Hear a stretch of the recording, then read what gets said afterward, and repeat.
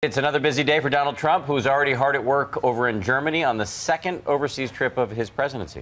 And here he is just hours ago meeting with British Prime Minister Theresa May. And right now he's meeting with Chinese President Xi Jinping. But this is the meeting everyone's talking about. Trump sitting down with Russian President Vladimir Putin right there, a meeting that he's describing as, quote, tremendous. In the aftermath of that meeting, there's something of a he said going on. The Russians say Putin denied meddling in the American elections and that Trump accepted that denial. The Trump administration says that's not true. Trump himself was asked about this discrepancy this morning. We're going to get to the bottom of that in just a moment. All of these meetings of world leaders at the G20 summit playing out against the backdrop of protests in the streets of Hamburg, Germany. More violent clashes overnight. We have team coverage this morning, and we start with ABC's Cecilia Vega, who is traveling with the president. Cecilia, good morning to you.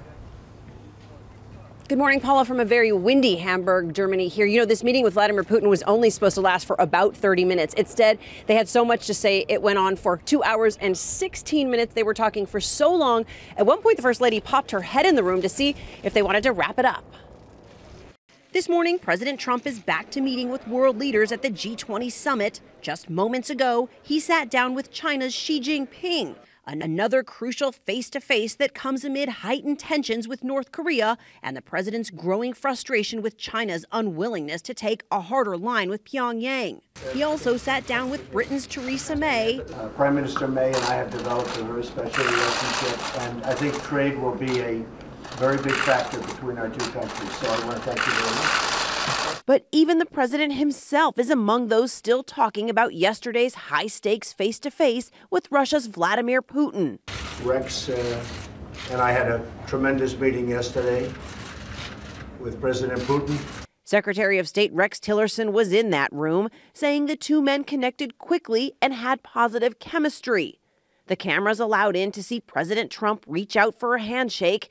There was smiling, small talk, and before they got down to business, even a back pat. We look forward to a lot of very positive things happening for Russia, for the United States. It's an honor to be with you. Putin returning the compliment, saying he too was pleased to meet President Trump for the first time. Later, First Lady Melania Trump also seen smiling and chatting with Putin, seated right next to him at dinner.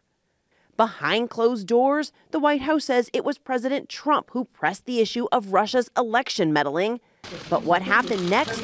Each side tells a different story. Tillerson says Putin denied Russia's involvement and the president stopped pressing. The president at this point, he pressed him and then, felt like at this point, let's talk about how do we go forward.